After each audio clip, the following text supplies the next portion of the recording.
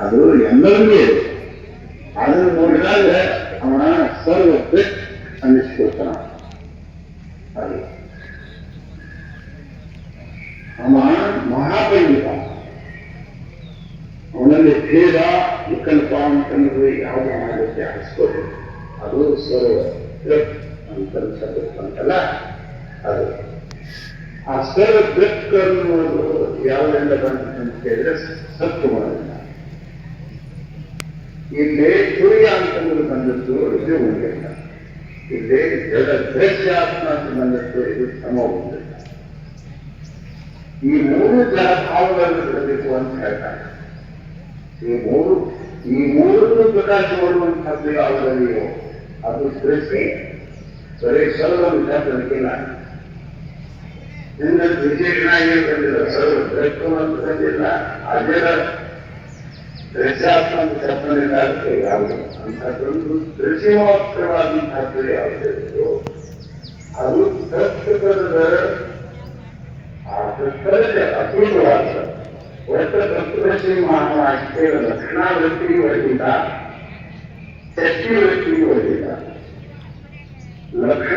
ಶಕ್ತಿ ವೃತ್ತಿಗೆ ಆಗಲಿ ಲಕ್ಷಣಾವೃತ್ತಿಗಾಗಲಿ ಎಲ್ಲಿ ಲಕ್ಷಣ ಶಕ್ತಿ ವೃತ್ತಿಗೆ ಪಾಸ್ ಆಗ್ತಕ್ಕಂಥದ್ದು ಭಾವನಾನ್ಯವಾಗಿದೆ.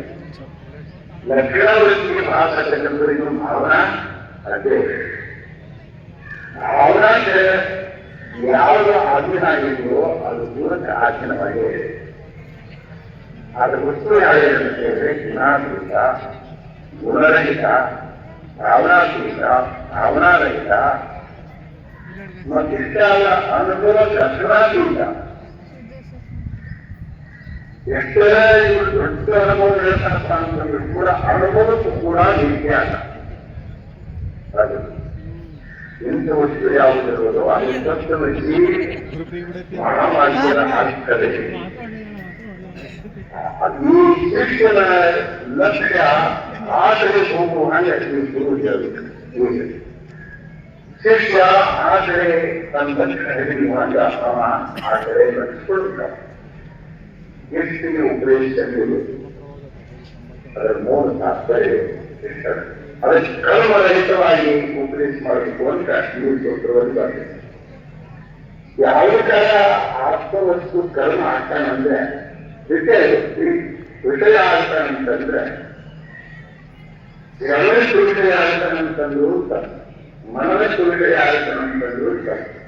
ನಿಧಿಧ್ಯಾಸನಕ್ಕೆ ವಿಷಯ ಆಗ್ತಾನಂದ್ರು ತಪ್ಪು. ದರ್ಶನಕ್ಕೆ ವಿಷಯ ಆಗ್ತಾನಂತಂದ್ರು ತಪ್ಪು.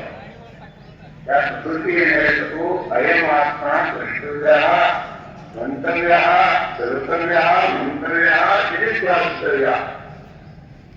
ಅದೇ ಮೈತ್ರೇಯಿಗೂ ದರ್ಶನಕ್ಕೆ ಯೋಗ್ಯ ಆತ್ಮ ಅಥವಾ ದರ್ಶನ ವಿಷಯ ಆತ್ಮ, ಶ್ರವಣಕ್ಕೆ ಯೋಗ್ಯ ಶ್ರವಣ ವಿಷಯ ಆತ್ಮ, ಮನನಕ್ಕೆ ಮನನ ಯೋಗ್ಯ ಮನನ ವಿಷಯ ಆತ್ಮ, ನಿಧಿಧ್ಯಾಸನ ಯೋಗ್ಯ ನಿಧಿಧ್ಯಾಸನ ವಿಷಯ ಆತ್ಮ. ಅಂದ್ರೆ ಕರ್ಮ ಅನ್ನೋದು ಇಲ್ಲೇ ಕರ್ಮ ಆಯ್ತಲ್ಲ.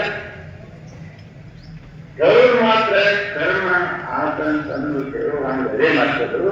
ಅವನು ತಿಳ್ಕೊಳ್ಳೋದು ಮಾತ್ರ